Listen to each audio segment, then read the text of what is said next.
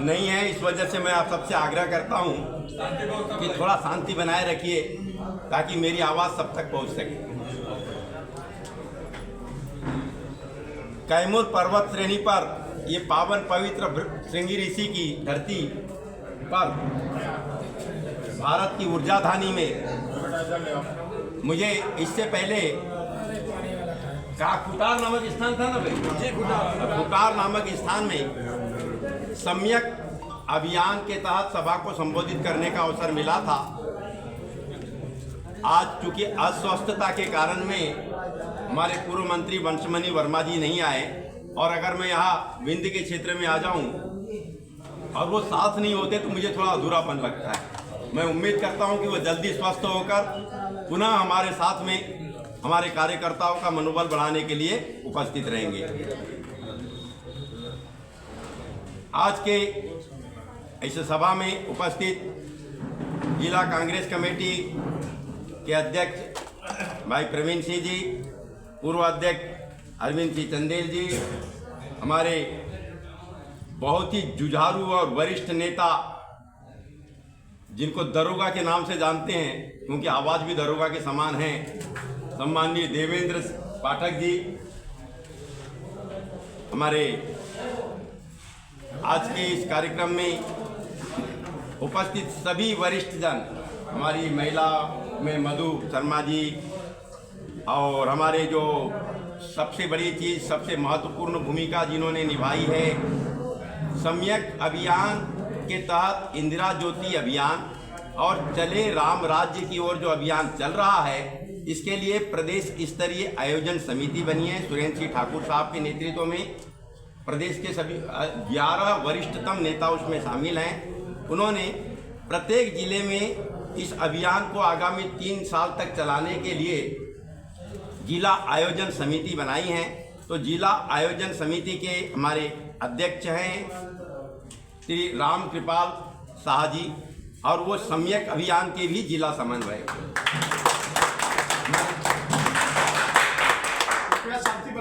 सम्यक अभियान की महिला संगठन की जिला समन्वयक श्रीमती बंतो कौर जी,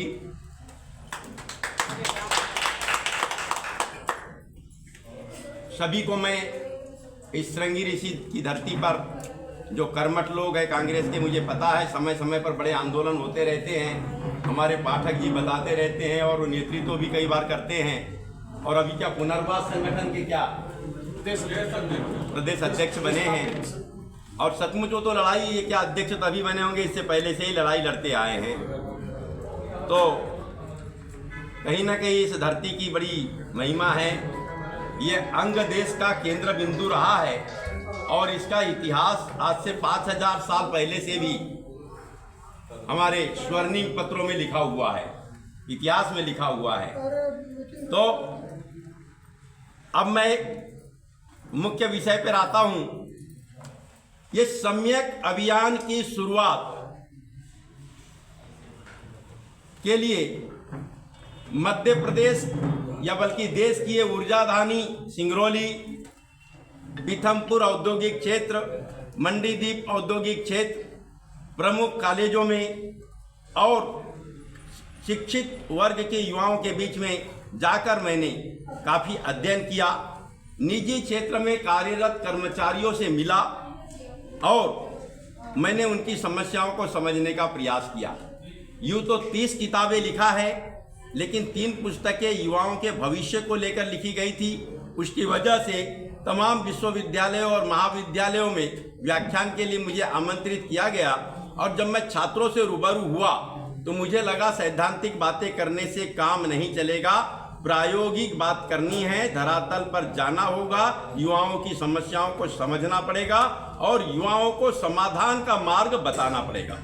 हमारे संगठन के सभी वरिष्ठ पदाधिकारी हैं, अलग अलग विंग के पदाधिकारी यहाँ मौजूद हैं। मैं सबसे आग्रह करता हूँ कि मेरी बातों को थोड़ा संक्षेप में ही करना पड़ेगा क्योंकि अगला कार्यक्रम भी है, लेकिन सम्यक अभियान के तहत जो मुद्दे हैं उसको 1 लाइन में 2 लाइन में मैं पूरा कर दे रहा हूँ।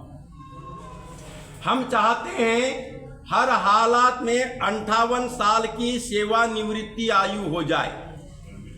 अगर 58 साल की सेवानिवृत्ति हो जाती है, बल्कि क्या शासकीय क्या मैं निजी क्षेत्र में भी चाहता हूं, तो हमारे शिक्षित युवाओं के लिए अवसर मिलेंगे और उन्हें सम्मानजनक नौकरी निजी और सरकारी क्षेत्र में करने के अवसर सृजित हो जाएंगे। दूसरी महत्वपूर्ण बात है, सरकारी और निजी क्षेत्र में वेतन का बहुत बड़ा अंतर है, बहुत ही बड़ा अंतर है।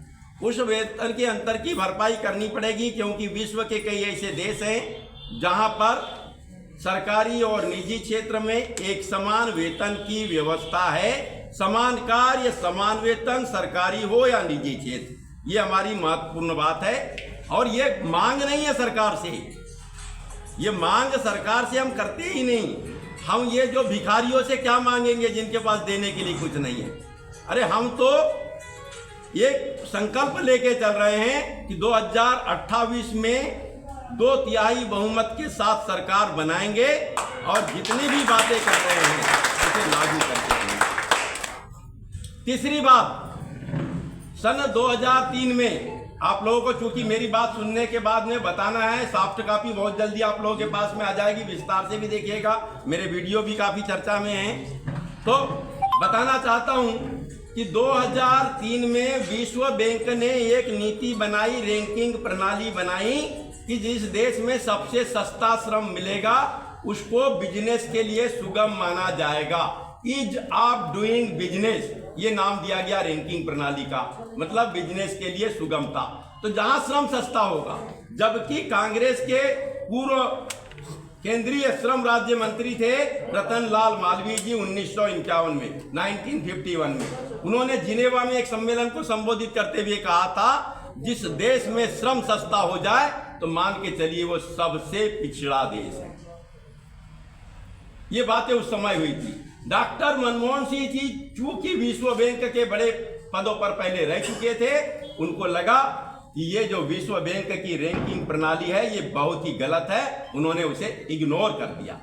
लेकिन जैसे ही 2014 में हमारे नरेंद्र मोदी जी की सरकार बनी, उन्होंने उसका क्या असर होगा इस पर ध्यान नहीं दिया।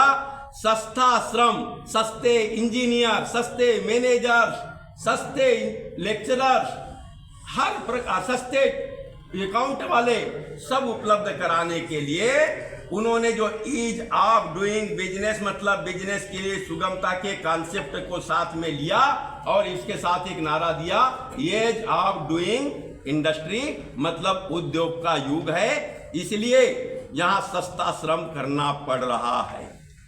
और उसके तहत क्या कर दिया आप जानते हैं, आपके बच्चों को दलालों के हवाले कर दिया। दलाल ही नियुक्त करते हैं और दलाल ही बाद में उनकी वेतन देते हैं।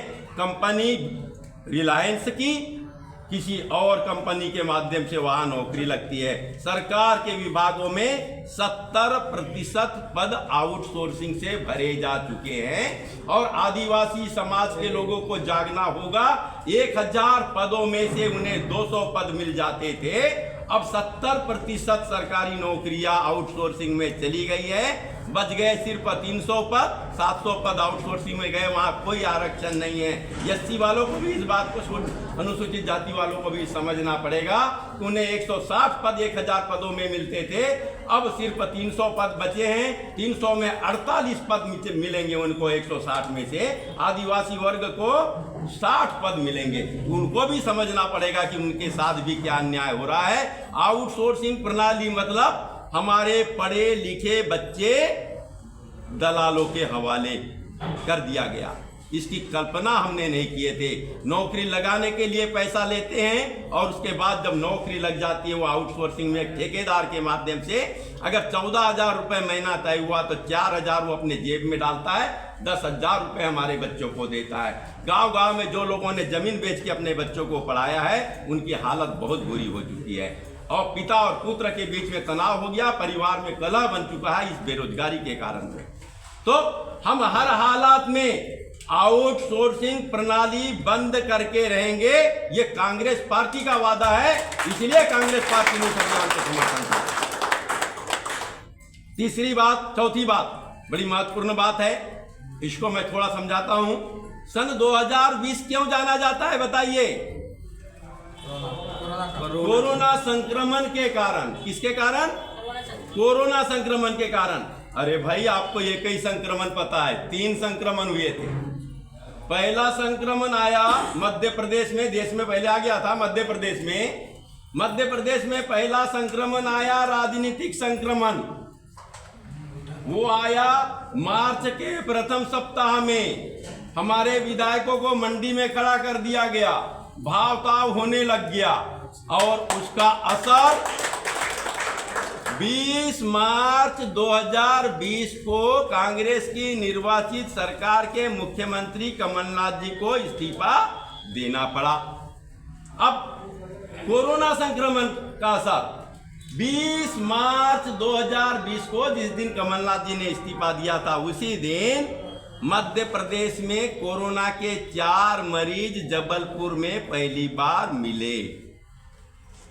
24 मार्च 2020 को इस देश में लॉकडाउन लगा दिया गया, और सम्माननीय नरेंद्र मोदी जी आपदा में पब्लिक परेशान मर रही है, उस आपदा को अपने लिए अवसरों में बदलने में उन्हें महारत हासिल है। उन्होंने सोचा, जो ease of doing business, ease of doing industry, business की सुगमता और उद्योग के युग के कॉन्सेप्ट को पूरा करने का समय इस कोरोना के कारण आ गया है।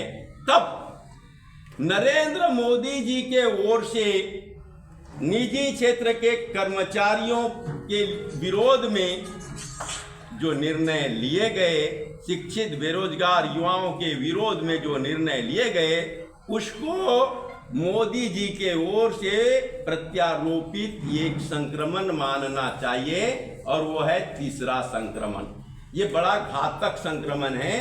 कोरोना संक्रमण से जितने लोग नहीं मरे, उससे ज्यादा लोग मोदी जी के उस निर्णय के कारण मर गए। अब कैसे, मैं बताना चाहता हूं। 29 श्रम कानून, मुझे पता है यहाँ काफी लोग होंगे जो निजी उद्योगों से जुड़े होंगे, कुछ एनसीएल से जुड़े होंगे और ट्रेड यूनियनों से जुड़े हुए होंगे, वो अच्छे से जानते हैं। 29 श्रम कानून थे। 29 श्रम कानूनों को उन्होंने 4 श्रम संहिता में बदल दिया, और सारे के सारे जो श्रम कानून 4 श्रम संहिता के तहत बने, वो कर्मचारियों के हितार्थ न होकर उद्योगपतियों के हितार्थ बन गए। उससे बड़े पैमाने पर अफरा तफरी मच गई। हमारे निजी क्षेत्र में कार्यरत कर्मचारी हाय तोबा मचाने लगे, लेकिन उनकी सुनने वाला कोई नहीं बचा। जो 8 घंटे की shift duty, doctor BR Ambedkar ji देश के स्वतंत्रता के पहले भी ब्रिटिश हुकूमत के समय श्रम विभाग की जिम्मेदारी संभालते थे। उस समय उन्होंने 14 से 16 घंटे की शिफ्ट ड्यूटी अंग्रेजों के टाइम में जो हुआ करती थी, उसको 8 घंटे में बदल दिया था। उससे रोजगार के अवसर अधिक लोगों के लिए सृजित हो गए थे। इन्होंने उद्योगपतियों की मांग पर 8 घंटे की शिफ्ट ड्यूटी को 12 घंटे कर दिया। मेरे उंगलियों की ओर देखिए, 8 घंटे के हिसाब से 8 या 24, 3। यदि किसी कंपनी में शासन पावर प्लांट, मान लीजिए शासन पावर प्लांट है ना यहाँ पर, उसमें अगर 3000 कर्मचारी 3 शिफ्ट में कार्यरत थे, तो 12 घंटे की शिफ्ट ड्यूटी का प्रावधान करने पर 2 शिफ्ट बच गई, 1 शिफ्ट बाहर, 1000 कर्मचारी बिना सुनवाई के बाहर हो गए। कितनी पीड़ादायक बात। उसके बाद दूसरा तोहफा इनका, उद्योगपतियों ने कहा आपके यहाँ तो एक बार नौकरी लगा लो, नौकरी से निकालना कठिन होता है, क्या श्रम कानून बना के रखे हैं। 1971 में इंदिरा गांधी ने ट्रेड यूनियन रिकॉग्निशन एक्ट बना दी। उसके तहत कोई भी कंपनी अगर कर्मचारियों को निकालना चाहे तो उसे मान्यता प्राप्त श्रमिक संगठन से अनुमति, रिकॉग्नाइज श्रमिक संगठन से अनुमति लेनी पड़ती है। तो वो अनुमति देते नहीं है और हमारे लिए कर्मचारी को निकालना कठिन हो जाता है। इंदिरा गांधी ने ये जानकारी की बात है, सबको होना चाहिए पता, क्योंकि और खासकर सिंगरौली वालों को पता होना चाहिए। इंदिरा गांधी ने देखा कि ये केवल ट्रेड यूनियन रिकॉग्निशन एक्ट का लागू करने से ही काम नहीं बनेगा, और एक सिस्टम करना पड़ेगा। 300 कर्मचारी जिस कंपनी में कार्यरत होते थे, उन्हें सरकार की अनुमति लिए बिना ही कर्मचारियों के छटनी के अधिकार अंग्रेजों के टाइम से थे।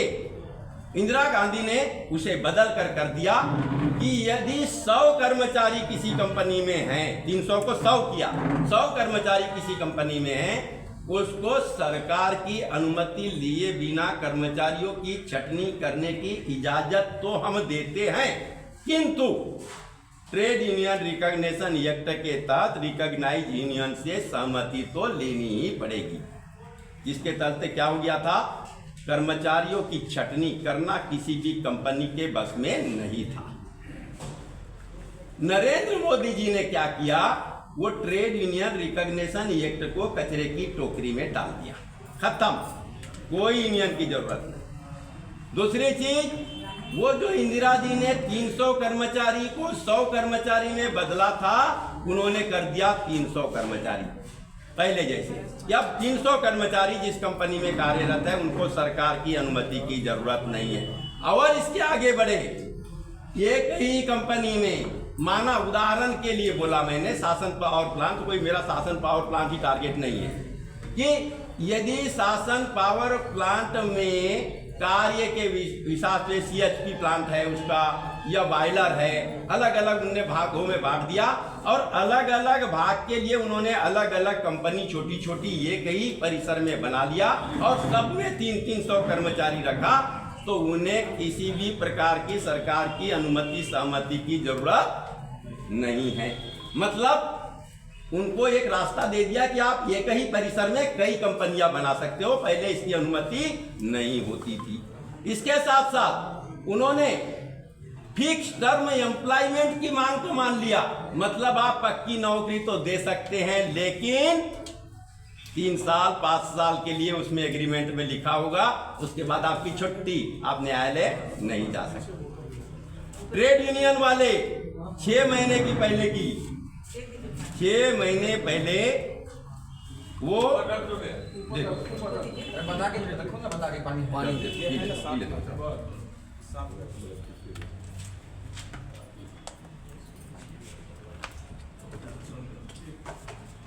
ट्रेड यूनियन वाले ये बताइए, किसी कंपनी में कोई घटना आज घटित हो जाए और उनको बोले कि हमको आंदोलन करना है, कंपनी के खिलाफ में हड़ताल करना है, तो बोले नहीं नहीं नहीं, 6 महीने पहले अनुमति लेनी पड़ेगी।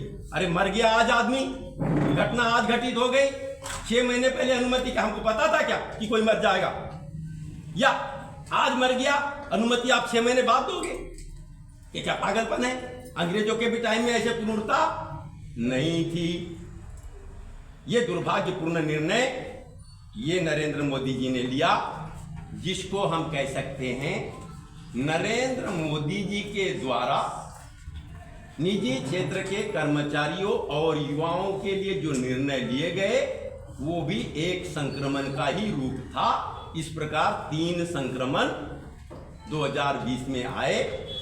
नरेंद्र मोदी जी के उस समय के निर्णय के कारण में बड़े व्यापक स्तर पर जो अध्ययन हुआ, उसमें पता चला कि चंद महीनों में, 2-3 महीनों में ही 48% बेरोजगारी पूरे देश में बढ़ गई।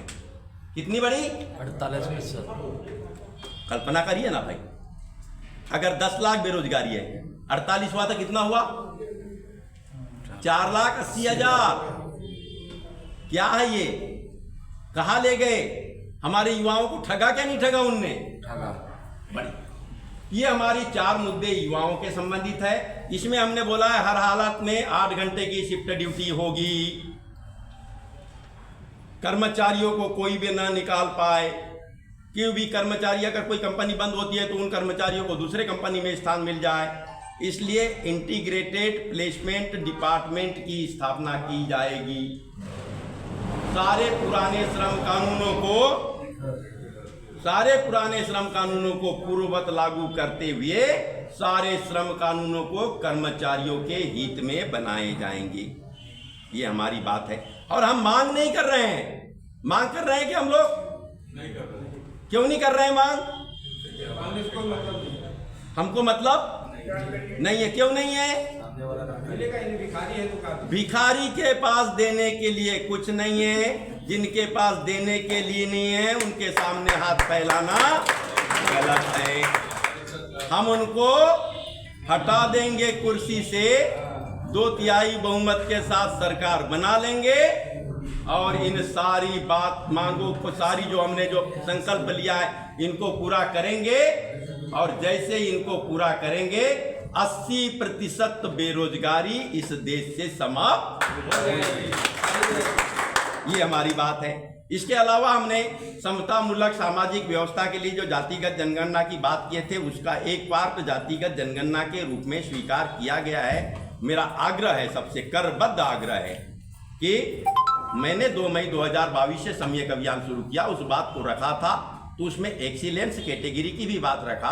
खड़गे साहब से हमारी 1.25 घंटे की मीटिंग हुई और उन्होंने बोला है जातिगत जनगणना का मुद्दा लेंगे। कर्नाटक से उठाया, हमारे नेता सम्माननीय राहुल गांधी जी ने बड़े जोर शोर से इस मुद्दे को उठाया, जिसके कारण सरकार को विवश होकर जातिगत जनगणना के मुद्दे को मानना पड़ा। अब इसके आगे की बात यह है, किसी भी जाति वर्ग को अनावश्यक भ्रम में नहीं आना है कि भाई ये जातिगत जनगणना होगी, हमारी उपेक्षा हो जाएगी, हम लोग कहाँ जाएंगे, ऐसा नहीं है। इसको आर्थिक आधार पर कसौटी पर कसने के लिए निम्न वर्ग, निम्न मध्यम और उच्च मध्यम के बीच में इसका बंटवारा भी होगा। और एक्सीलेंस कैटेगरी जो अर्हकारी और प्रतियोगी परीक्षा में सबसे अधिक अंक लाते हैं उनके लिए 10% वर्ग रहित आरक्षण की भी व्यवस्था होगी। और बहुत सारी बातें हैं जो हम अभी ओपन इसलिए नहीं करेंगे क्योंकि यहाँ पर केवल लुटेरे नहीं है, चोर प्रवृत्ति के लुटेरे थोड़े से बड़े लेवल के होते हैं, चोर थोड़े से नीचे स्तर के होते हैं। ये हम जो कॉन्सेप्ट रखेंगे उसी की चोरी करने लग जाएंगे और वो चोरी ऐसी करेंगे कि उससे कल्याण का भाव न दिखे। अगर कल्याण करना हो चोरी भी कर लो चलेगा, हम चोरों को इजाजत देते हैं, लेकिन कल्याण नहीं होगा बल्कि बंटाढार हो जाएगा। इसलिए हम लोग कुछ मुद्दों को ज़्यादा नहीं बोलते हैं। हमने 1 एकड़ 2 एकड़ 3 एकड़ के किसान आधुनिक खेती नहीं कर सकते, इसलिए इंडस्ट्री सेंट्रिक कम्युनिटी फार्मिंग का कॉन्सेप्ट कमलनाथ जी के सरकार के टाइम में ही बना लिया था, लेकिन सरकार नहीं रही पूरे समय, इसलिए हम उस पर आगे नहीं बढ़ पाए। फूड प्रोसेसिंग इंडस्ट्री की चेन बढ़ेगी तो किसानों का उत्पादन कम्युनिटी फार्मिंग के माध्यम से बढ़ेगा, कृषकों की आय बढ़ेगी और उनके बच्चों को फूड प्रोसेसिंग इंडस्ट्री में नौकरियों के अवसर मिलेंगे। अब बात आती है 8वां पॉइंट कि पूर्व राजा महाराजाओं ने ढेर सारी संपत्ति को अपने नौकर चाकरों के नाम से और कुत्ते बिल्लियों के भी नाम कर दिया। इसके साथ साथ उन्होंने क्या किया, ढेर सारे प्राइवेट ट्रस्ट पब्लिक ट्रस्ट बना लिए और सब संपत्ति को खुर्द-बुर्द कर दिया जो कि उनके पास नहीं होनी चाहिए। और जो किले और महल है उनको सबको सरकारी कर दी जाए। उनकी प्रॉपर्टी और किले महलों को अगर सरकारी कर दिया जाता है तो वो जो धन आएगा उसका उपयोग हम शिक्षित वर्ग के युवाओं को सम्मानजनक अवसर दिलाने के लिए करेंगे। ये हमारे सम्यक अभियान के मुद्दे। जब हमारे मुद्दे चल रहे थे तो हम आपको बताना चाहते हैं, किसी को भ्रम पालने की जरूरत नहीं है। कमलनाथ जी ने 2023 के चुनाव के पहले इसे इलेक्शन मैनिफेस्टो में लेने के लिए प्रयास किया। पार्टी बड़ी है, 2022 में अभियान चला था, समर्थन व्यापक जरूर हुआ, लेकिन इतने बड़े लेवल पर जल्दी समर्थन नहीं हो पाया, सब लोग एकजुट नहीं हो पाए। जब सब लोग एकजुटता का परिचय नहीं दे पाए, ऐसी बड़ी पार्टी में होता है, इसलिए इनको मैनिफेस्टो में स्थान नहीं मिला। लेकिन चुनाव के ठीक बाद केंद्रीय नेताओं ने कहा कि रोकड़े साहब, ये जो सम्यक अभियान के मुद्दे हैं इनको लेके आगे बढ़िए, क्योंकि ये मुद्दों को लेके हम चलते तो 2023 में सरकार बनाते। आगे के लिए आप इसको अभियान को आगे बढ़ाइए। तो हमने 7 फरवरी 2024 को ही गुरुदेव की पाठशाला स्थापित करके युवाओं को और महिलाओं को राजनीतिक प्रशिक्षण देना शुरू किया कि वे किस तरीके से अपने अपने क्षेत्र में चुनाव लड़ने लायक बने। ये हमने शुरू किया। उसके बाद में देश में भिन्न भिन्न जगह जाके हमारे व्याख्यान होने लगे, कॉन्फ्रेंस होने लगे। 12 जुलाई, अब मैं विषय को आखिरी पे ले जा रहा हूँ, 12 जुलाई इंदिरा ज्योति अभियान क्या है, ये तो आना पड़ेगा विषय पे। और ये चले राम राज्य की ओर अभियान क्या है, इस पे मैं पहुंच रहा हूं बहुत जल्दी। तो 12 जुलाई 2024 को मैं मुंबई में एक कॉन्फ्रेंस को संबोधित करने गया था। जब कॉन्फ्रेंस को संबोधित करके बाहर निकला तो दैनिक भास्कर के एक पत्रकार ने मुझे पकड़ लिया, कहा आज तो इंदिरा गांधी को संविधान की हत्या करके आपातकाल लागू करने वाली निरूपित करते हुए प्रतिवर्ष 25 जून को संविधान हत्या दिवस मनाने का निर्णय भारत सरकार ने ले लिया है। और गृह मंत्री के ट्वीट पर मुस्कुराते हुए, गृह मंत्री के ट्वीट पर प्रधानमंत्री ने भी मुस्कुराहट के साथ, प्रसन्नता के साथ रिट्वीट किया है और ये बताया है कि प्रतिवर्ष 25 जून को संविधान हत्या दिवस मनाया जाएगा। पहला सवाल आप लोगों से, क्या हत्या दिवस मनाने की संस्कृति है क्या हमारे यहाँ पर? नहीं है। मनाते हैं क्या? नहीं मनाते। महात्मा गांधी की हत्या हुई थी, हम हत्या दिवस मनाते हैं क्या? नहीं। इंदिरा गांधी की हत्या हुई, हम हत्या दिवस मनाते हैं क्या? नहीं। राजीव गांधी की हत्या हुई, हम हत्या दिवस मनाते हैं क्या? अरे संस्कृति प्रधान हमारा देश, हम पुण्यतिथि के रूप में मनाते हैं। हत्या के शब्द के साथ में हिंसा सामने आती है। दूसरी चीज, इंदिरा गांधी अब इस युग में नहीं रही। उनके जाने के बाद भारतीय सदन को कानून बनाने का तो अधिकार हर समय रहा है, अब भी है, लेकिन भारतीय सदन कानून बना सकता है, कानून का क्रियान्वयन नहीं कर सकता। और उस कानून के तहत दंड देने की पात्रता, दंड देने का अधिकार भारतीय सदन को नहीं होता। उन्होंने 12 जुलाई 2024 को भारत का राजपत्र असाधारण में गृह मंत्रालय में पदस्थ संयुक्त सचिव जी पार्थ सारथी के हस्ताक्षर से यह अधिसूचना प्रकाशित हुई कि भारत के संविधान की हत्या हो गई थी, इसलिए संविधान हत्या दिवस मनाया जाएगा।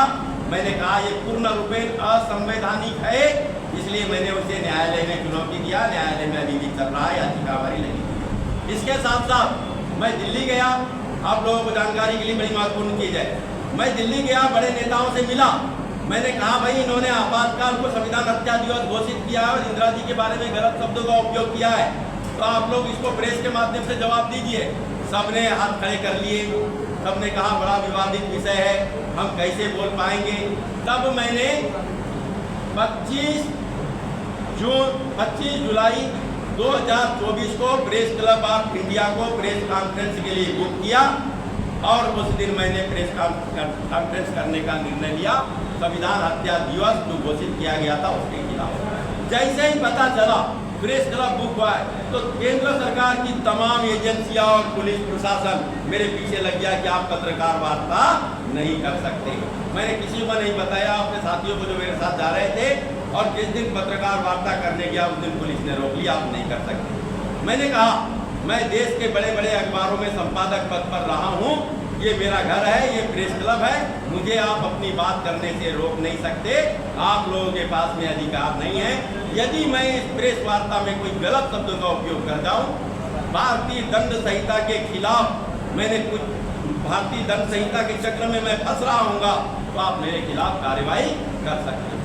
तब मैंने 1.25 घंटे की प्रेस कॉन्फ्रेंस करके जब सवाल खड़े किए कि भारतीय संविधान की अगर हत्या 50 साल पहले हो गई थी तो आप किस संविधान के भरोसे सरकार चला रहे हो, देश किस संविधान के भरोसे चल रहा है, और क्या संसद को इस प्रकार का अधिकार है कि वो दंड दे सके?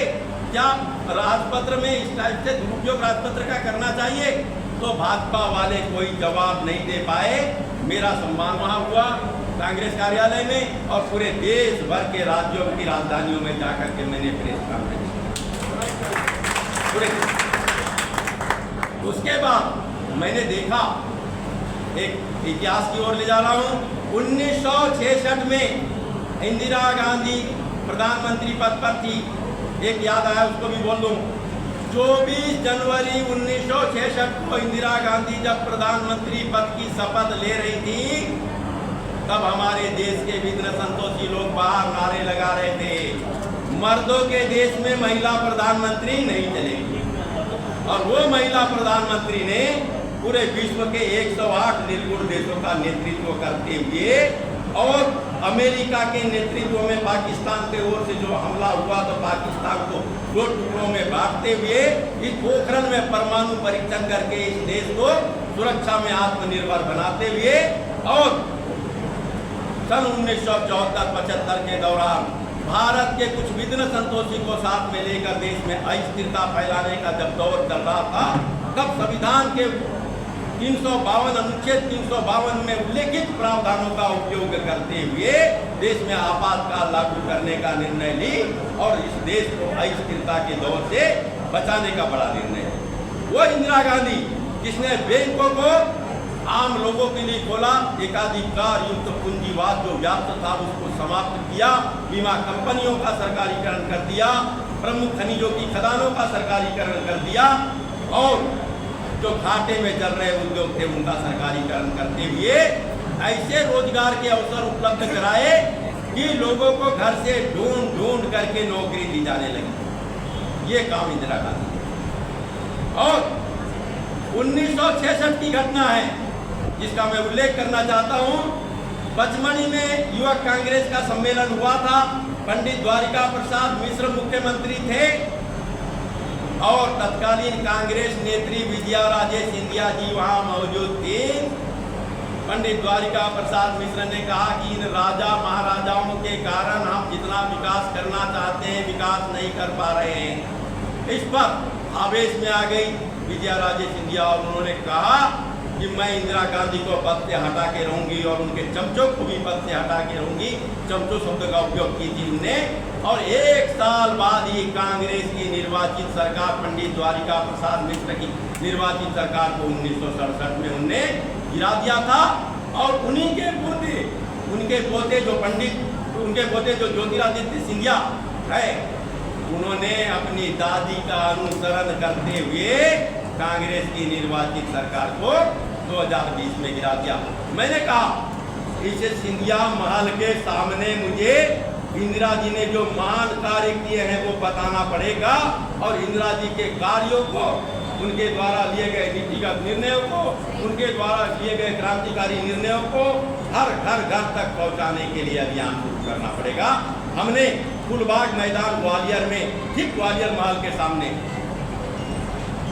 19 नवंबर 2024 को इंदिरा जयंती संकल्प दिवस समारोह मनाया और उपस्थित जन समुदाय ने अपने अपने मन मंदिर में इंदिरा माता की प्राण प्रतिष्ठा करते हुए कहा कि हे इंदिरा माता, हम मान के चलते हैं कि आज से आप हमारे बीच हो और हम आपका अनुसरण करते हुए इस देश के सम्यक विकास और नव क्रांति का संकल्प लेते हैं। इसके साथ ही हमने 4 वर्षीय इंदिरा ज्योति अभियान 4 वर्ष 1 साल तक हमने कई कार्यक्रम किए। 108वीं जयंती का समय था और 19 नवंबर 2025 तक मैंने देखा ये कैसा राम राज्य है भाई। भ्रष्टाचार, भेदभाव, कहीं सुख की कल्पना नहीं, भेदभाव चहुओर, न्याय की गुंजाइश नहीं। ये कैसा राम राज्य है? ये राम के नाम पर गलत काम करने की इजाजत इनको किसने दे दिया? तो मेरे को ध्यान आया कि 11, 12, 13 सितंबर 1929 को भोपाल के नवाब के आमंत्रण पर, सम्माननीय मुस्लिम वर्ग के बंधुओं से मेरा आग्रह है कि इसको गंभीरता से सुनिएगा और अगर मैं कहीं गलत हूं तो मुझको टोकने का पूरा अधिकार आपके पास है। तो भोपाल के नवाब के आमंत्रण पर महात्मा गांधी 3 दिवसीय प्रवास पर भोपाल आए थे और 11 सितंबर 1929 को बेनजीर मैदान भोपाल में सभा को संबोधित करते हुए उन्होंने कहा कि मुझसे यहाँ सवाल कर रहे हैं नवाब सहित तमाम लोग कि देश जब स्वतंत्र होगा तो कैसा राज्य, कैसा संविधान स्थापित करेंगे। तो मैं बताना चाहता हूँ कि भय, भ्रष्टाचार, भेदभाव मुक्त, दुख रहित, सुगम न्याय प्रणाली से युक्त शासन व्यवस्था स्थापित की जाएगी और जिसका नाम है राम राज्य। अवधपति श्री राम ने जिस राज्य को स्थापित किया था वहाँ न भय था, न भ्रष्टाचार था, न भेदभाव था।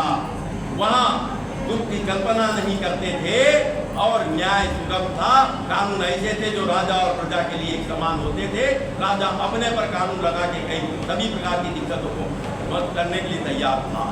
तो वो राम राज्य था, हम वो राम राज्य लाएंगे। तो उपस्थित जन समुदाय ने कहा कि क्या आप हिंदू राष्ट्र बनाएंगे? बस 2 मिनट में हम समाप्त कर रहे हैं। क्या आप हिंदू राष्ट्र बनाना चाहेंगे? तो महात्मा गांधी ने कहा हम हिंदू राष्ट्र की बात नहीं कर रहे हैं, मेरे लिए राम और रहीम एक समान है, मैं समानता के राज्य की बात कर रहा हूँ। 40 मिनट के उनके भाषण के बाद मुस्लिम वर्ग को लगा कि ये तो वास्तव में देश हित में बात कर रहे हैं, और वहाँ उपस्थित जन समुदाय ने, मुस्लिम वर्ग के लोग थे जिन्होंने अंग्रेजों को भगाएंगे, राम राज्य लाएंगे का नारा लगाया। हमने इसी वजह से 19 नवंबर 2025 से चले राम राज्य की ओर अभियान शुरू किया। भोपाल में इंदिरा जी की 108वीं जयंती के अवसर पर सभी केंद्रीय नेता उसमें मौजूद थे। हम बताना चाहते हैं, उसके बाद केंद्रीय नेताओं ने हमसे कहा कि इस अभियान को और व्यापक रूप दिया जाए। तब महात्मा गांधी ने 6 जनवरी 1921 को छिंदवाड़ा के चिटनीसगंज से ब्रिटिश हुकूमत की तानाशाही के खिलाफ असहयोग आंदोलन शुरू किया था। इसलिए मित्रों, हमने 6 जनवरी 2026 से छिंदवाड़ा के चिटनीसगंज, जिसे अब गांधीगंज के नाम से जाना जाता है, चले राम राज्य की ओर अभियान संकल्प यात्रा और इंदिरा ज्योति यात्रा 3 राज्य मध्य प्रदेश, छत्तीसगढ़, राजस्थान के लिए शुरू किया। राज्य के भिन्न भिन्न जिलों से होते हुए ये यात्रा आज आपके सिंगरौली जिले में आई है, और इसका समापन हम 5 जून को सागर में प्रथम दौर का समापन करने जा रहे हैं। इसके बाद जिला स्तरीय पदाधिकारी और कांग्रेस कमेटी मिलकर के जिला स्तरीय इंदिरा ज्योति अभियान की यात्रा निकालेगी, चले राम राज्य की ओर अभियान की यात्रा निकालेगी, और तीसरे दौर में ग्राम पंचायत स्तर पर यात्रा निकाल करके 5 सम्यक मित्र और क्रांति दूत बना करके सम्यक विकास और नव क्रांति का मार्ग प्रशस्त किया जाएगा। साथियों, एक बात आती है, एक बात बड़े महत्वपूर्ण है जो इसको बताना बहुत जरूरी है, क्योंकि ये पंडित शंभुनाथ शुक्ल की कर्मस्थली है, ये बताना चाहते हैं, बड़ी महत्वपूर्ण है। अब लोगों का सवाल होगा, भाजपा नेताओं का सवाल होगा कि ये अचानक राम की कहाँ से याद आ गई कांग्रेस को? तो हमको बताना है, हमको ये बताना है कि 1969 में इंदिरा गांधी ने रामचरितमानस अंतर्राष्ट्रीय समिति बनाई थी, शताब्दी समारोह समिति बनाई थी, और उसकी अध्यक्ष खुद बनी थी। उसके कार्यकारी अध्यक्ष डॉक्टर कर्नल सिंह और उपाध्यक्ष पंडित शंभुनाथ शुक्ल बने थे। हिंदी भाषी राज्यों के लिए जिम्मेदारी पंडित शंभुनाथ शुक्ल को दी गई। गांव गांव में मानस मंडली बनाई गई थी। मानस मंडली को दरी वाद्य यंत्र दिए गए थे। 72 रुपए प्रति वर्ष दिए जा रहे थे मानस मंडली के सरकार। इसके साथ साथ हर स्कूल में अंताक्षरी रामायण की होती थी, चौपाइयों की और दोहे की, और वहाँ उपस्थित शिक्षक रामादर्श के बारे में बच्चों को पढ़ाते थे। इसके साथ साथ हर जिला मुख्यालय पर मानस भवन बनाने के लिए जमीन दी गई और मानस भवन बनाए गए, और उन मानस भवनों के माध्यम से राम राज्य की अवधारणा को जन जन तक पहुंचाने का प्रयास किया गया था। मतलब कभी भी कांग्रेस ने रामादर्श को नहीं छोड़ा। कांग्रेस रामादर्श को मानती है, रामादर्श का अनुसरण करती है, जबकि भाजपा राम के नाम पर करिश्मे की बात करते हुए लोगों को गुमराह कर रही है और लोगों को लूट रही है। इसलिए ये चले राम राज्य की अवधारणा को जन जन तक पहुंचाने की जरूरत है। एक आग्रह है मेरा सभी से, आखिर में एक आग्रह करना चाहूँगा, जो कि ये जो अभियान है, मैंने जो 2 मई 2022 से शुरू किया है, और अब ये बड़ा अभियान का रूप ले चुका है। सम्यक अभियान के 9 मुद्दों के साथ साथ में इंदिरा ज्योति अभियान भी चालू है, चले राम राज्य की ओर अभियान चालू है। ये जब तक सत्ता परिवर्तन नहीं होता तब तक चलने वाला है। तो अब बात आई, इसको कांग्रेस पार्टी के ओर से फंडिंग नहीं की गई है। आखिर ये अभियान कैसे चलेगा? ये आखिर अभियान जन अभियान कैसे बनेगा? इसलिए हमने एक बॉक्स रखा हुआ है। उस बॉक्स में, और उसमें कोई स्कैनर क्या कहते हैं वो भी लगा हुआ है। जिसकी जो इच्छा होगी, जो सहयोग करे, तो निश्चित रूप से एक बड़े अभियान में, क्योंकि महात्मा गांधी ने आज़ादी का आंदोलन लड़ा था तो तब सबका सहयोग मिल रहा था। ये भी दूसरी आज़ादी की लड़ाई है, क्योंकि ये भ्रामक पराकाष्ठा का दौर है। इससे लड़ाई लड़ने के लिए हमको सबको आगे आना पड़ेगा। इसलिए मेरा आग्रह है कि चाहे आप 100 रुपये दीजिए, लेकिन हमारे इस अभियान को अपना योगदान जरूर दीजिए। और आखिरी में मैं आप लोगों से थोड़े नारे लगवा लेना चाहता हूँ। बिना नारे लगाए मजा नहीं आएगा, ऊर्जा नहीं आएगी। मैं बोलूँगा, इंदिरा जी तो आप जय कहेंगे और उसके बाद आगे क्या करना है बोला। शक्ति स्वरूपा इंदिरा माता की जय। शक्ति स्वरूपा इंदिरा माता की जय। आवाज थोड़ी जोर होनी चाहिए। शक्ति स्वरूपा इंदिरा माता की जय। महात्मा गांधी की जय।